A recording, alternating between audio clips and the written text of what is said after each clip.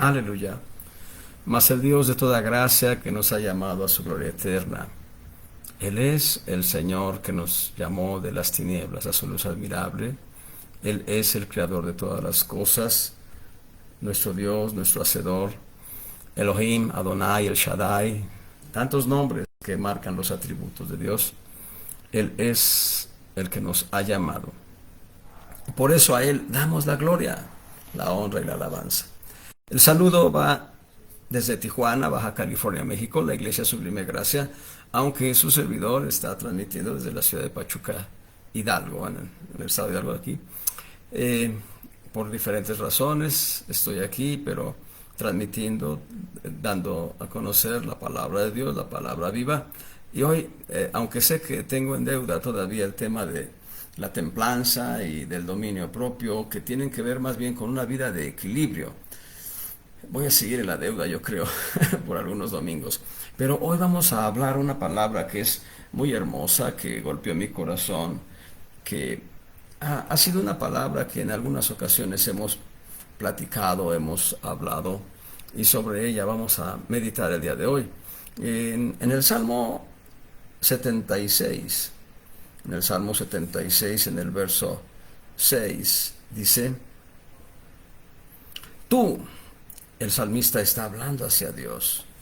El salmista es desconocido, no es el salmista, es Asaf, perdón, Asaf, un músico cantor, un músico director de alabanza, un levita, un auténtico levita, aunque nosotros los cristianos no somos levitas. Pero Asaf dice esta palabra hablando hacia Dios. Está diciéndole: tú, Dios, tú, terrible eres. Esa parte específica de terribilidad de Dios, la humanidad no la ha concebido todavía.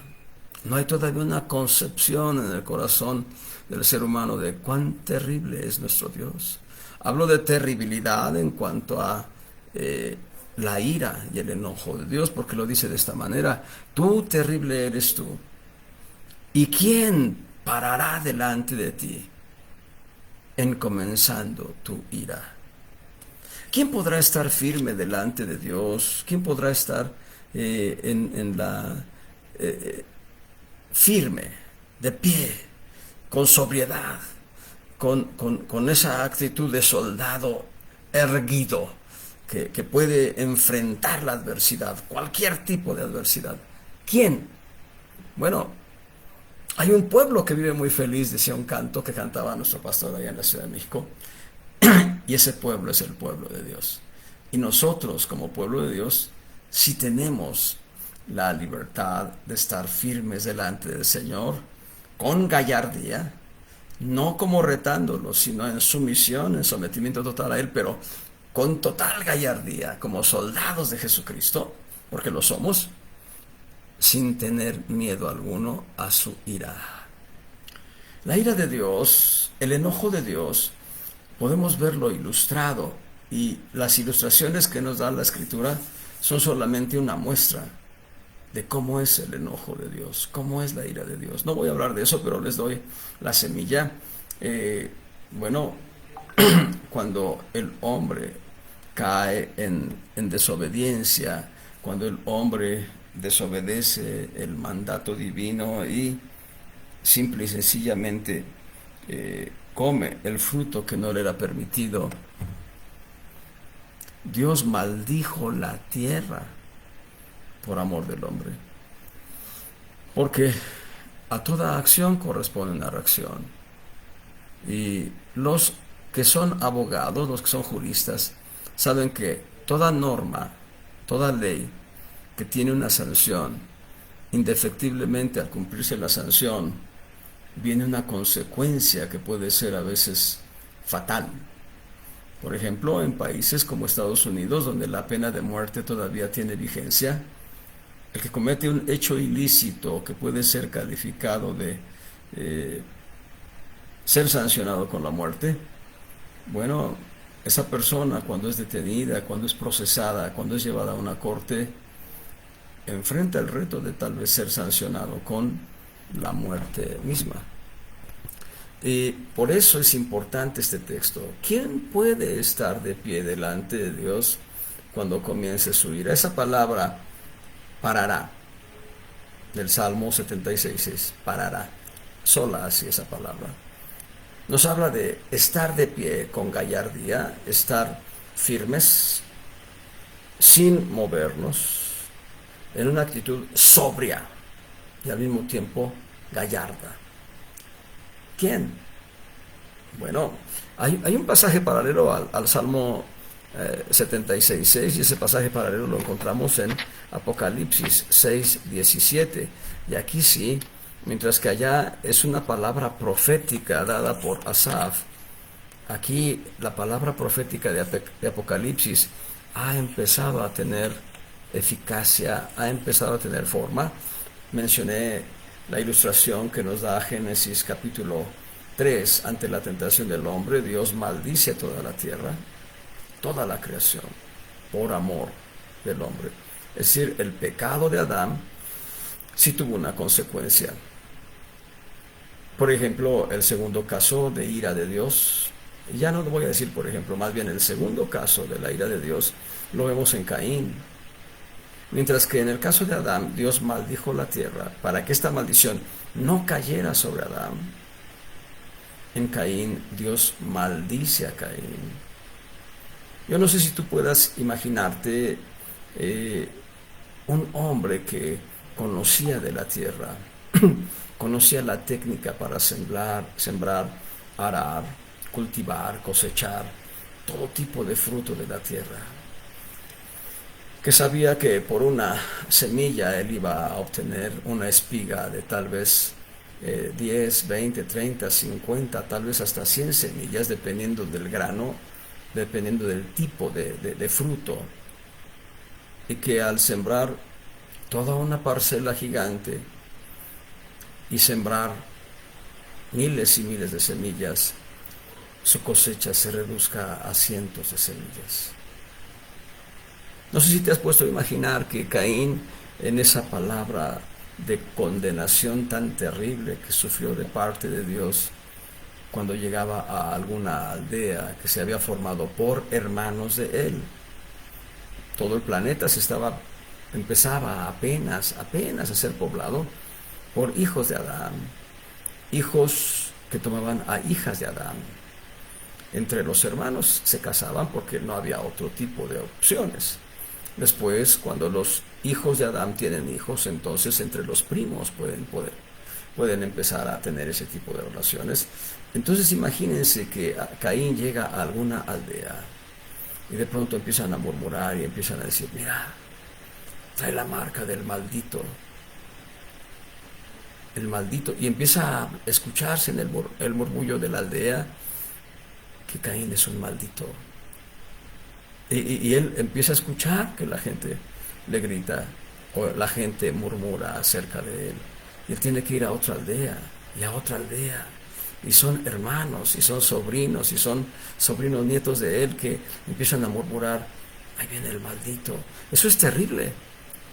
Llegar y cultivar y esforzarte y esforzarte y esforzarte.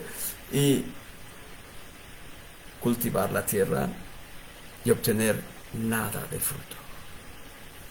Y eso es apenas una muestra muy pequeña de lo que es recibir una palabra tan terrible a causa de la ira de Dios. La respuesta para Caín era la gracia divina. Caín hizo más grande su pecado en comparación a Dios, y eso provocó que la maldición sobre él nunca se acabara. Contemplen el ejemplo de ira que Dios descarga sobre toda la humanidad en Génesis capítulo 6, 7 y 8, hablando del contexto completo del diluvio, en donde solamente 8 almas, Noé y sus hijos, la mujer de Noé y las nueras de Noé, se salvan. Imaginen cómo es la ira de Dios en el momento en que empieza a caer el agua del cielo, cosa que nunca había sucedido. El hecho de pensar en el diluvio era una razón de burla para la humanidad. La humanidad se burlaba de Noé, le llamaban loco, y la humanidad no aceptaba la idea de que viniese un gran diluvio sobre la tierra, porque nunca había llovido.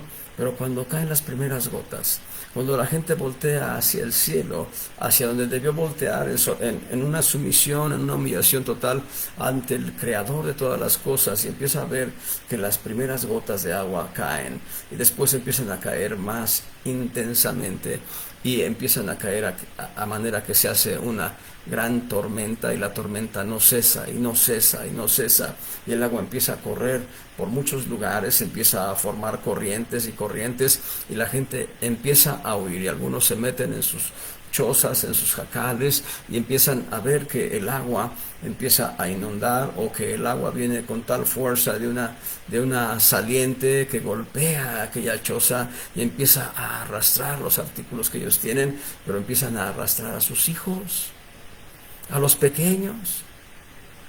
Las corrientes de agua los empiezan a arrastrar. Ahí por ahí hace unos 30 años vi una foto donde se ve el nivel del agua y una mano que sale del nivel del agua, y esa mano sostiene a un pequeño queriendo salvarlo de la inundación de las muchas aguas. Cuando aquella mano, que pertenece a un cuerpo, ese cuerpo se está asfixiando por causa de no tener oxígeno, y finalmente sucumbirá, y la mano se hundirá con aquel pequeño. Suena fuerte, pero es verdad. La ira de Dios en contra de los pueblos cananeos en aquella conquista de Josué, cuando el sol se detiene en Gabaón y la luna en Achalón, y llueven meteoritos, una lluvia de fuego. La ira de Dios, antes de este suceso que acabo de describir, la ira de Dios contra los ídolos de Egipto. ¿Saben? Dios es longánime. La palabra longánime quiere decir ánimo prolongado. Y Dios es longánime en paciencia. Dios es longánime en esperanza. Él sabe, Él conoce quiénes se van a arrepentir. Él sabe y Él conoce quiénes van a venir a sus plantas, pero aún en su expresión de longanimidad, espera pacientemente hasta que llega el punto en que su ira se enciende y la descarga. Y precisamente vamos a Apocalipsis, en el capítulo 6, en el verso 17, leemos esto. Porque el gran día de su ira, el gran día de la ira de Dios, es venido. ¿Y quién podrá estar firme? Esa palabra estar firme es el equivalente de la palabra parará del Salmo 76.6. Es el equivalente. Allá en hebreo se traduce parará. Del hebreo se traduce al castellano parará. ¿Quién parará? Pero aquí en Apocalipsis, del griego, el equivalente del griego hebreo, aquí se traduce: ¿quién podrá estar firme cuando comience la ira de Dios? Dios se enoja contra el mal. Dios se enoja contra el pecado. Cuando tú leas con detenimiento Isaías 14 y Ezequiel 28, y encuentres los textos específicos que hablan de la actitud arrogante y soberbia de Luzbella, quien quiso usurpar el trono de Dios, quien quiso regir sobre toda la creación, se sentía tan poderoso y simultáneamente se veía tan hermoso a sí mismo a causa de la hermosura que Dios le dio al crearlo. Cuando tú veas, vas a encontrar que Dios se levantó y con gran ira, con gran enojo, tomó al diablo como se toma a un borracho que no tiene equilibrio en sí mismo, y con tal fuerza Dios lo arrojó fuera del cielo. Cristo va a decirlo de una manera un tanto cuanto poética, porque Cristo es el Señor y Cristo está declarando lo que Él hizo, porque es parte de Dios. Lo que Él hizo, dice, yo veía a Satanás caer como un rayo. Él lo vio, porque Él estuvo ahí, Padre, Hijo, Espíritu Santo, la unidad de Dios, la preciosa y gloriosa unidad de Dios, en una posición de autoridad, con total violencia. Su autoridad la ejerció con tal violencia que el diablo cayó como un rayo. Y nosotros vemos en las tormentas eléctricas cómo caen los rayos. Incluso a mis hijos les gusta percibir los rayos cuando caen. Ellos no se espantan con los rayos, ellos se emocionan de ver las tormentas eléctricas, cómo los rayos caen, y siempre están, cuando están en la expectativa de una tormenta eléctrica, siempre están expectantes por dónde puede venir el rayo de tan rápido que cae. Bueno, la ira de Dios es una realidad. La ira de Dios es algo que la humanidad sin Cristo va a experimentar. Nosotros tenemos una burbuja de 7, ahorita recuerdo la palabra, que nos protege por completo, y estamos dentro de esa burbuja para poder estar firmes. Vean ustedes en Ezequiel 22:14. Vamos a Ezequiel capítulo 22, verso 14, y vean algo interesante. El profeta Ezequiel, siendo boca de Dios, habla de esta manera.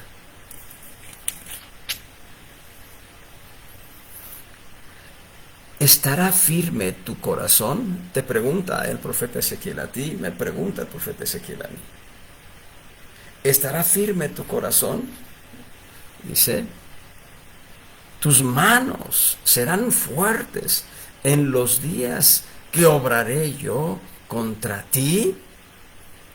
El Señor le está preguntando al profeta Ezequiel, pero siendo Ezequiel boca de Dios, ahora el profeta, usando la palabra divina, nos pregunta a nosotros, porque esta palabra quedó plasmada para testimonio a nosotros. ¿Estará firme nuestro corazón? ¿Estarán firmes nuestras manos?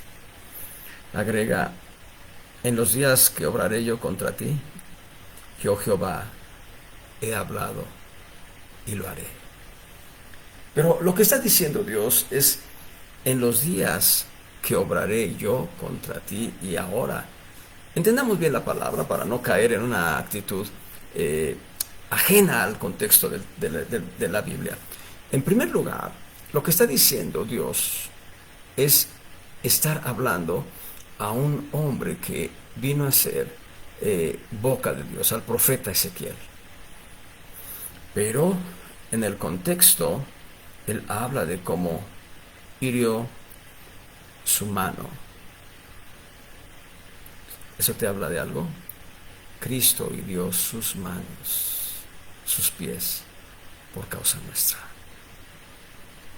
Nosotros podemos estar firmes por el sacrificio de Cristo, no por obras nuestras. No tenemos méritos, pero podemos estar firmes porque los méritos de Cristo nos permiten estar firmes. Si lo quieres ver en una perspectiva que nunca les había dicho, pero lo voy a decir ahora en esta perspectiva. Considera, Cristo es tu hermano mayor, Cristo es mi hermano mayor. Y considera esto, Cristo, nuestro hermano mayor, nos abraza. Y al abrazarnos y nosotros estar delante del Padre Celestial, Cristo le dice al Padre, Padre, permite que estos que yo estoy abrazando estén de pie delante de ti. ¿Saben qué dice el Padre? Claro, hijo, claro, tus méritos son suficientes. Tu justicia derramada en la cruz es lo que le da suficiencia a mi corazón, va a decir el Padre. Y nosotros podremos estar firmes en esa sensación de cobertura, de protección que nos da nuestro amado hermano mayor, al cual es nuestro Redentor, nuestro Salvador, Cristo Jesús. Y vayamos a 1 Corintios, en el capítulo 10, verso 12. 1 Corintios 10, 12. Estamos en la introducción.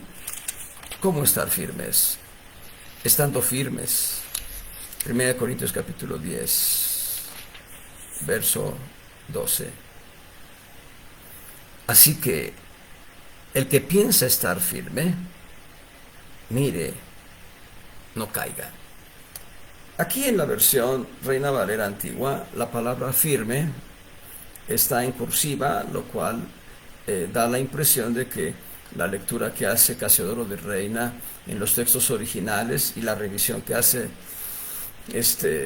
Cipriano de Valera en los textos originales y la confrontación con la traducción de Casiodoro de Reina, da la impresión de que en los textos originales no aparece esta palabra firme, y que los traductores, más bien los posteriores revisores, la agregaron como una, o tal vez la agregaron los mismos traductores, Casiodoro de Reina, en la revisión de Cipriano de Valera, la agregaron como una referencia que le dé al contexto vida, que le dé al contexto entendimiento al versículo, que le dé entendimiento, que le dé vida.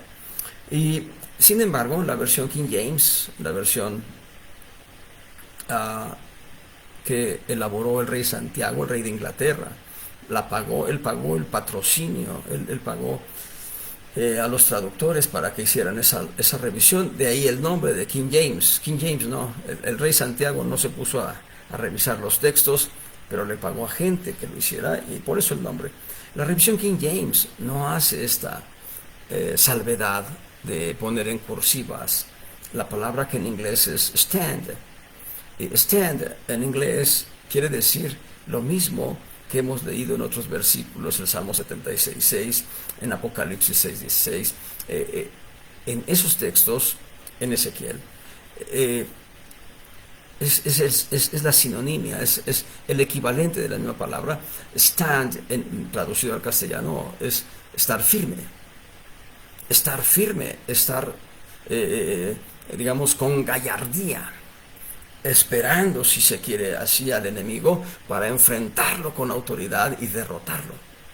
Esa es la intención de stand, y es la intención que aparece aquí en Corintios. El que piensa estar firme, mire, no caiga. Yo te digo algo, yo pienso estoy firme, pero no en mi capacidad. Yo pienso y estoy seguro que estoy firme en el Señor. Así que veamos 7 principios que nos dan la firmeza para enfrentar el día de la ira de Dios.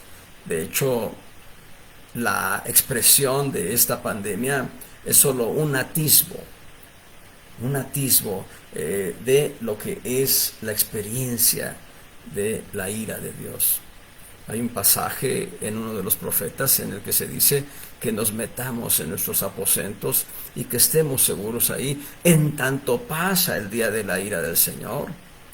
El día de la ira del Señor, desde el Antiguo Testamento y aún en el Nuevo Testamento, nos habla de la visitación en la cual Dios viene a juzgar la tierra, y de manera muy específica y muy puntual, Dios viene a juzgar a la humanidad con juicios severos por causa del pecado. El pecado y la maldad se han multiplicado, han ido creciendo, y el tufo, el mal olor, la peste del pecado ha llegado a la presencia de Dios. El Señor lo único que está esperando es que la iglesia esté lista. Una vez que la iglesia esté lista, Él la levanta, la toma, para que la iglesia esté firme, ya, en la presencia de Dios, en el día en que su ira será revelada a la humanidad. Aún algunos creyentes estarán participando de situaciones difíciles en esta humanidad por causa de ser creyentes y de no caminar en los principios bíblicos. ¿Cuál es el principio, el primer punto que nos da una convicción de que podemos estar firmes, o que ya estamos firmes? No que podemos, sino que realmente estamos firmes como soldados, con sobriedad, como soldados con firmeza, con gallardía, como que estamos frente a la gran autoridad de nuestro Dios y le estamos honrando, dándole respeto, o como que estamos frente al enemigo, listos para enfrentar la batalla. Por ejemplo, para que tengas una idea, esta palabra de estar firme tiene varias intenciones y varios significados, pero te voy a dar uno de ellos, uno de los significados. el pugil, el púgil, el boxeador. El boxeador debe tener una posición de firmeza, un pie adelante y un pie atrás, para darle equilibrio a su cuerpo, a fin de que cuando venga el enemigo contra él y trate de golpearle, él pueda saber cómo defenderse y cómo contraatacar. Eso habla de firmeza para el púgil, para el boxeador, o para el luchador que está viendo cómo se mueve su adversario en la lucha, y entonces va a ver cómo va a atacar. Debe estar firme para que en el ataque del enemigo él no caiga, porque esa es la intención del texto. El que empieza a estar firme, mire, no caiga. Así que la firmeza tiene que ver con diferentes ejemplos prácticos. Yo les he dado con más énfasis el del soldado, que está firme, con gallardía, portando su uniforme de gala, un uniforme bonito, hermoso, que denota cierta gloria de batallas tal vez. Lo porta con gallardía el soldado. Pero cuando el soldado va a enfrentar al enemigo, está en la posición correcta para enfrentar al enemigo, dependiendo de cómo vendrá el enemigo. Sin embargo, como es frente a la ira de Dios, nosotros vamos a estar sobrios, firmes, en una actitud gallarda, porque la ira de Dios no viene contra nosotros. Ya iba yo a entrar al primer punto, pero Dios trae esta frescura. El Salmo 45 nos habla de una palabra que en su momento ya se cumplió, y que a nosotros nos permite estar firmes, completamente firmes delante del Señor. Salmo 45, en el verso 6. Tu trono, oh Dios, eterno y para siempre. Vara de justicia, la vara de tu reino. Y aquí el Padre Celestial pone en evidencia a través del salmista, a través de no se dice quién escribió el salmo. Es un salmo que va dedicado al músico principal, que en el plano espiritual lo debe ejecutar Cristo. Un salmo sobre Sosanim, que tiene que ver con el instrumento musical con el que se ha de ejecutar este salmo precioso. Es un salmo muy precioso, profético, poético, y también es un salmo que está dedicado a los hijos de Coré, pero más aún la palabra masquil es un lamento. Pero no vamos a hablar de los detalles del salmo, sino vamos a hablar de los detalles del verso, la vara de justicia.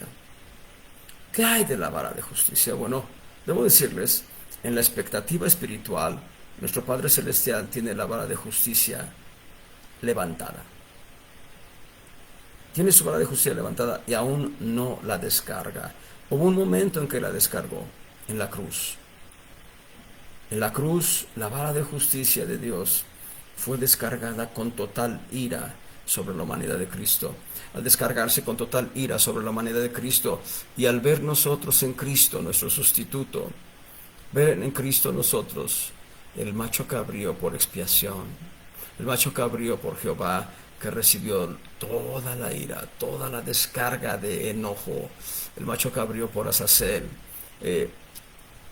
Esa figura, esas figuras que nos dan Levítico 16, nos permiten a nosotros estar firmes, completamente firmes delante de Dios, porque la ira de Dios se cernió con total fuerza en la humanidad de Jesús, en la cruz y en el infierno. Entonces, hay un principio jurídico que dice: ninguno puede ser juzgado dos veces por el mismo delito. Nadie puede ser juzgado dos veces por el mismo delito. Esto significa que yo fui juzgado en Cristo. Yo vi en Cristo mi sustituto. Yo vi en Cristo mi Salvador, mi Redentor.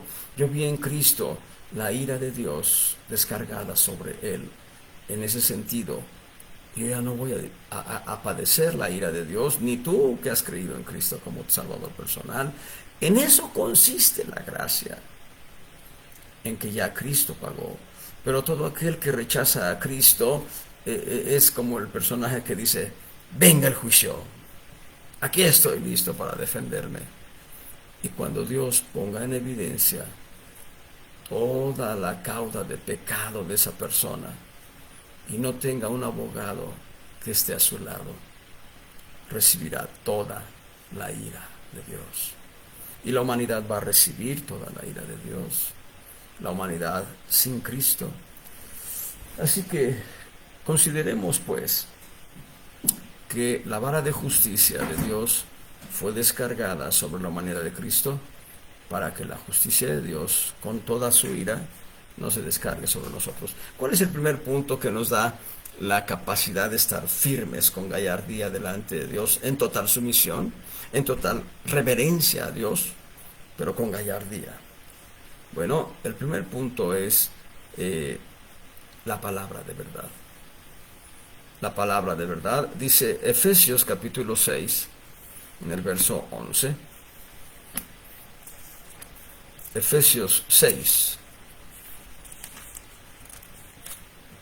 verso 11.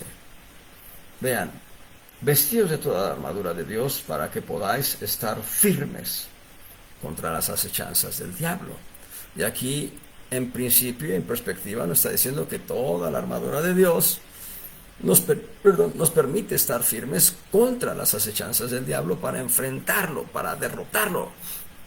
En la medida que nosotros estamos sustentados en la gracia divina, podemos derrotar al diablo cuantas veces lo enfrentemos. Pero en el verso 13 leemos: por tanto, tomad toda la armadura de Dios para que podáis resistir en el día malo y estar firmes, habiendo acabado todo. Y finalmente, en el verso 14, estad pues firmes. ¿Cómo? Ceñidos vuestros lomos de verdad. Lo que a nosotros nos hace estar firmes con gallardía, como soldados reverentes y sumisos delante de Dios, pero firmes, es la palabra de verdad. Aquí dice que debemos estar ceñidos de verdad. Y en Juan capítulo 17, verso 17, encontramos que la verdad es la palabra de Dios. El Señor Jesucristo, haciendo una oración sacerdotal en Juan 17, 17, va a decir: santifícalos en tu verdad. Cristo, el sumo sacerdote de Dios, el Dios alto, Cristo, el sumo sacerdote eterno, según el orden de Melquisedec. No según el orden levítico, sino según el orden de Melquisedec. Cristo, ¿sí?, es el que está diciendo en esa oración sacerdotal de Juan 17: santifícalos en tu verdad, tu palabra es verdad. En manera tal que cuando nosotros ceñimos los lomos de nuestro entendimiento con la palabra de verdad, estamos firmes delante de Dios como soldados sobrios, con sobriedad, con seriedad, con sumisión, con sometimiento ante el Rey de Reyes, ante el gran capitán de los ejércitos celestiales, Cristo Jesús. E Isaías va a decir algo interesante en cuanto al cinto, y va a mencionar el cinto de justicia ahí en Isaías capítulo 11, verso 5. Isaías capítulo 11, verso 5, dice el profeta, siendo usado por Dios, siendo boca de Dios, el profeta va a decir: os mostraré, es capítulo 11, en el verso 5. Y será la justicia cinto de sus lomos, y la fidelidad ceñidor de sus riñones. Pero aquí, la manera en que el profeta lo dice es: la justicia es lo que ciñe, lo que aprieta, lo que da vigor, lo que centra, lo que hace centrar la fuerza de Dios. La justicia nos permite centrar la fuerza de Dios, la fuerza de su verdad, la fuerza de su palabra, porque la justicia de Dios está ligada a la verdad de Dios.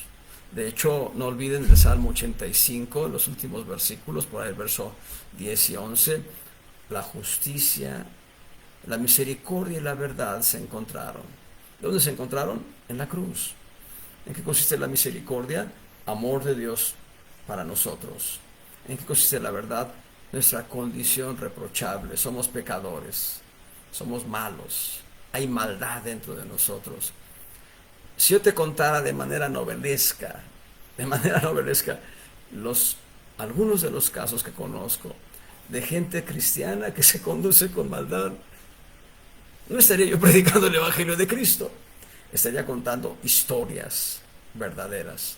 Pero yo no estoy para contar historias verdaderas de gente que ha abrazado la fe de Jesucristo, pero que está caminando lejos del Señor. Yo estoy para contar el Evangelio de Jesucristo, el Evangelio de gracia, el Evangelio de verdad, el Evangelio de poder. Aleluya. Entonces, lo que está diciéndonos el Salmo 85 es la misericordia, el amor de Dios en acción y la verdad, nuestra condición caída, se encontraron en la cruz. Y agrega, la justicia y la paz se besaron. La justicia fue la ira de Dios descargada con total enojo, con total violencia en la manera de Cristo en la cruz.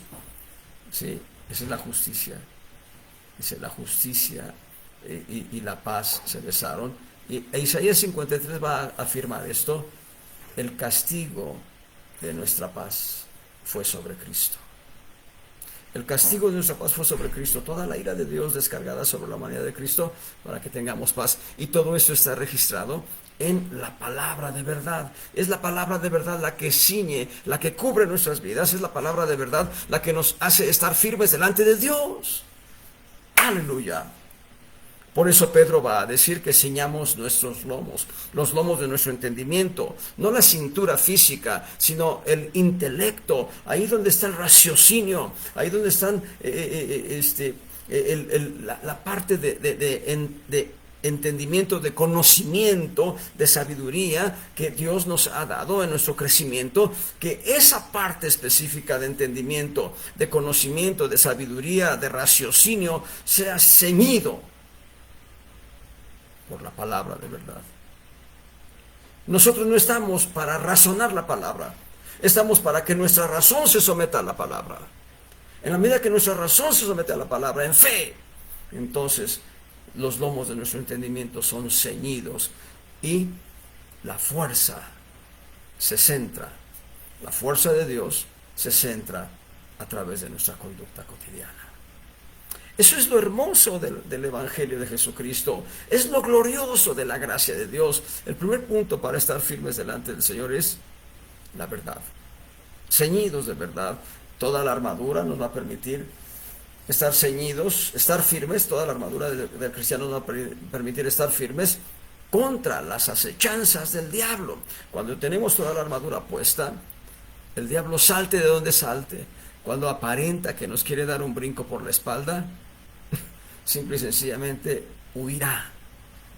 Y alguien dijo, he escuchado esto a algunos predicadores, no a uno sino a varios, decir que nosotros no debemos ver al diablo de frente en el sentido de que lo vamos a enfrentar, sino ver su espalda cuando va huyendo de nosotros. Eso es hermoso, porque también debo decirles otra cosa, y esto tiene que ver con temas más posteriores. El diablo no le tiene miedo a un hombre que conoce de mucho palabra. El diablo no le tiene miedo a alguien que conoce toda la Biblia de pe a pa, de principio a fin, y que te recita de memoria evangelios completos, libros totales, te va a recitar de memoria y empieza con el Salmo 1 y termina el Salmo 150 y todo lo dice de memoria. Bla, bla, bla, bla. El diablo no le tiene miedo a esa gente. El diablo le tiene miedo a la gente que obedece la palabra de Dios. El diablo le tiene miedo a la gente que está en oración continua, porque palabra y unción te dan una vida de poder tal que el diablo tendrá que salir huyendo de ti. Santiago lo va a decir de una manera diferente. Dice, humillaos delante de Dios. Él los exaltará cuando fuere tiempo, pero también Él va a decir que estando humildes delante del Señor, el diablo va a huir de nosotros. Y el primer principio de humildad, hablando de este estar firmes, es obediencia a la palabra de Dios. No es suficiente conocer la Escritura. Es importante creer lo que dice la Escritura y es trascendente obedecer lo que dice la Escritura. Y cuando nosotros caminamos de esa manera, tenemos la victoria asegurada contra el diablo. Pero para estar firmes delante de Dios cuando comience su ira, el cinturón de verdad ciñe nuestra armadura para que no nos estorbe cuando tengamos que saludar al jefe, cuando tengamos que darle respeto y honor al Rey de Reyes y al Señor de Señores. Eso es hermoso. Así que ya tienes el primer principio. Ciñe tu vida de la palabra de Dios. ¿Cómo? Léela, escudriñala. Cuando te detengas en un versículo que no entiendes, ve a los diccionarios que tengas a la mano. Si no tienes diccionarios hebreo, español, griego, español, debes tener por lo menos un diccionario en español que te dé esta palabra, tiene este significado y tiene todos estos sinónimos. Y en español lo vas a leer y lo vas a entender y vas a decir, ¡ay, qué hermoso! Y vas a tener un entendimiento mucho mayor. Y ya después vas a poder estudiar otros aspectos, vas a poder empezar a ir a buscar electrónicamente algunas herramientas y vas a decir, vamos a ver aquí. Y entonces vas a llenarte de la palabra y la palabra va a ceñir tus lomos, va a centrar la fuerza de Dios en ti y va a estar gallardo, va a estar firme delante de Dios con total gallardía. Y Dios, cuando contemple todo su ejército vencedor en un desfile celestial, el desfile de los vencedores, cuando Dios contemple todo su ejército y cuando nosotros tengamos que elevar un aleluya, un gloria a Dios al unísono, y Él va a llenarse de gozo y de regocijo, pero nosotros estaremos firmes aun cuando Dios esté descargando toda su ira sobre aquellos que fueron rebeldes, soberbios, orgullosos, aquellos que fueron gente que no quiso abrazar la fe de Jesucristo. Número 2, ¿qué otro punto nos da estabilidad? Porque estar firme nos da estabilidad. Bueno, vamos a verlo en Gálatas 5:1.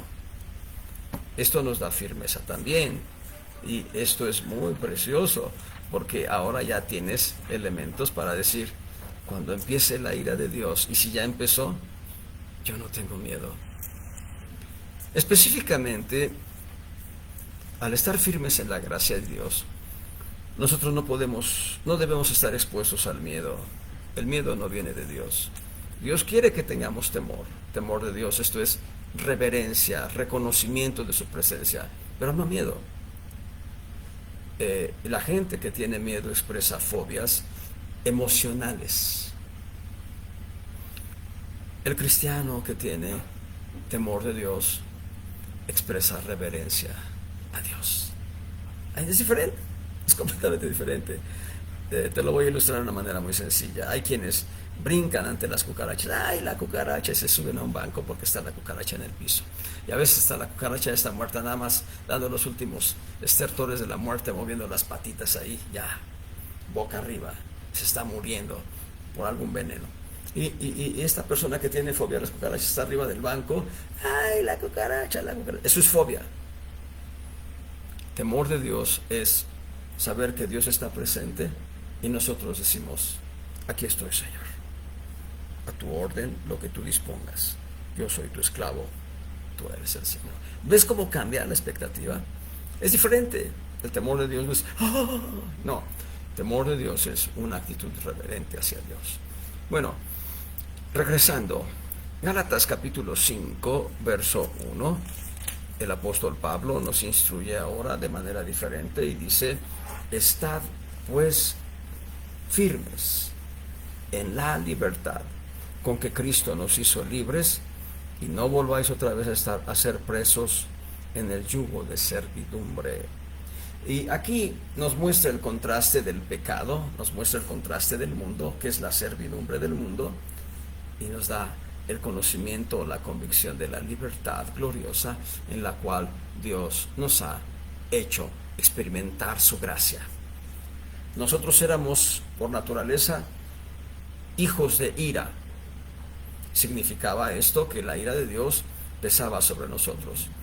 Dios nos libertó por la fe en Cristo. Pero ahora que somos libres por la fe en Cristo, hemos dejado de ser esclavos del pecado para venir a ser ahora esclavos de la justicia de Dios. Estad pues firmes en la libertad gloriosa en la cual Cristo os ha hecho libres. Esto es verdad. En Juan capítulo 8, 2 veces va a decirlo el Señor Jesucristo de sus labios en cuanto a la libertad que Él nos ha dado. Y el tema de la libertad es amplio, es amplísimo. Ahí en Juan capítulo 8 debe ser, déjeme encontrarlo ahora, Él va a decir, el Señor Jesucristo va a decir en el verso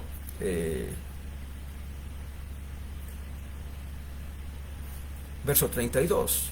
En Juan 8, verso 32 va a decir el Señor Jesucristo, y conoceréis la verdad, el punto anterior. Y la verdad os hará libres, el punto segundo, para estar firmes en el Señor. Eso es hermoso, es una conexión de verdades que nos van a hacer una cobertura completa para que nosotros no tengamos miedo ante la ira de Dios, sino que tengamos sobriedad. Bueno, en el verso 36 dice, así que si el Hijo os libertare, el Hijo ya nos libertó, Cristo ya nos dio la libertad.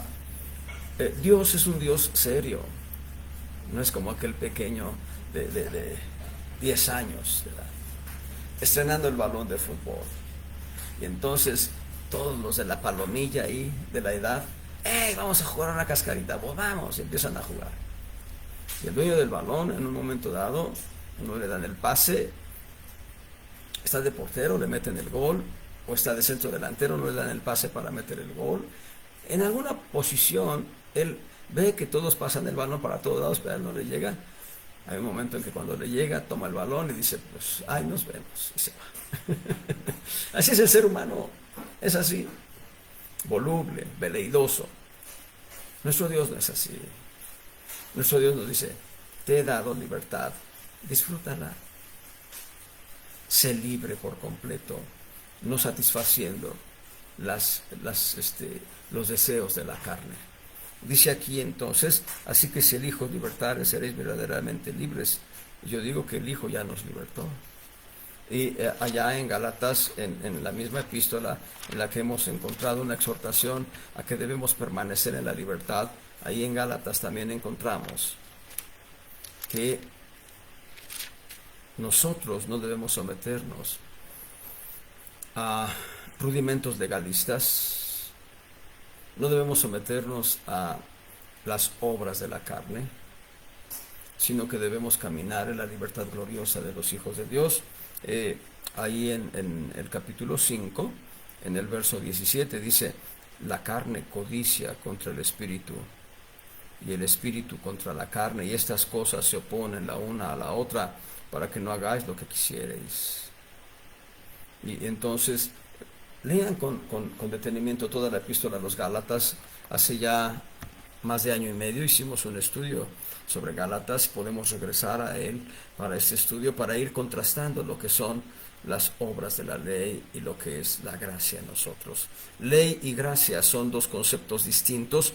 Dios los contrasta en Gálatas para que nosotros entendamos que no estamos regidos bajo la ley, pero que sí estamos en la expresión gloriosa de gracia divina que nos permite caminar con total libertad. Pero el apóstol Pablo va a decir que no usemos la libertad como pretexto de la carne. Bueno, yo escuché a un varón decir, no me voy a ir al infierno, sirvan una cervecita, bueno, una cerveza. Pero si con motivo de una tras otra se embriaga, entonces ya está quebrantando un principio de gracia, no de ley, de gracia. Porque es Efesios 4, 19, 18 dice, no os embriaguéis con vino, en lo cual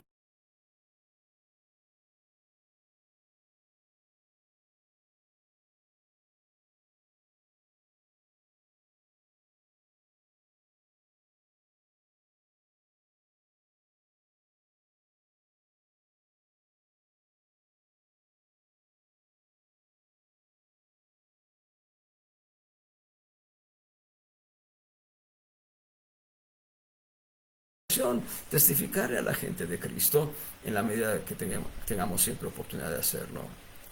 Pero regresemos, tenemos libertad, una libertad gloriosa, una libertad sublime, una libertad muy, muy preciosa, y debemos estar firmes en esa libertad. Número 3, vamos a dejar pendiente el 3, pero vamos a anunciar un poco qué contiene este punto número 3. El punto número 3 es que estemos firmes en la fe. Ahí en 1 Corintios 16, 13. En 1 Corintios 16, 13 dice: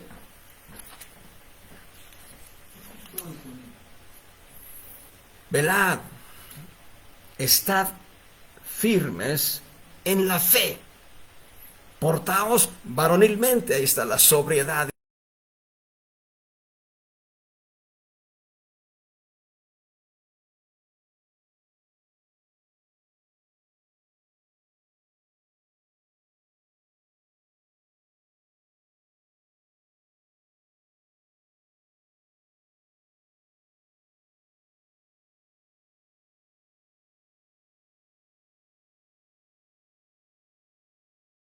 Cinco kilos. Así que mi fuerza se ciñe a una fuerza mínima. No, no habla de nuestra fuerza natural, no habla de nuestra fuerza intelectual, habla de la fuerza que nos provee la gracia divina. Aleluya. Y de la gracia vamos a hablar todavía la próxima semana, yo creo. Pero aquí dice que velemos y estemos firmes en la fe. Y cuando dice que estemos firmes en la fe, nos está hablando de aquella convicción que tuvimos cuando nosotros entregamos nuestra vida a Cristo. Antes o después, pero antes de terminar, Dios está trayendo a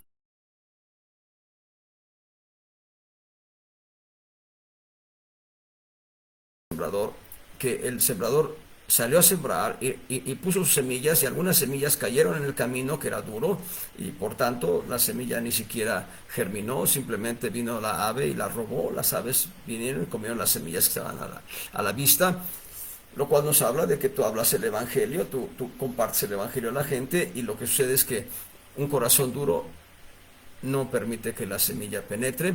Viene el diablo, roba la semilla del evangelio, y esa persona no se convierte a Cristo. Pero hay otras semillas, una cayó entre pedregales, otra cayó entre espinos. La que cayó entre pedregales no pudo echar raíces profundas, y los pedregales o las piedras nos hablan de un estorbo para estar firmes. Y también, y vamos a verlos ahora,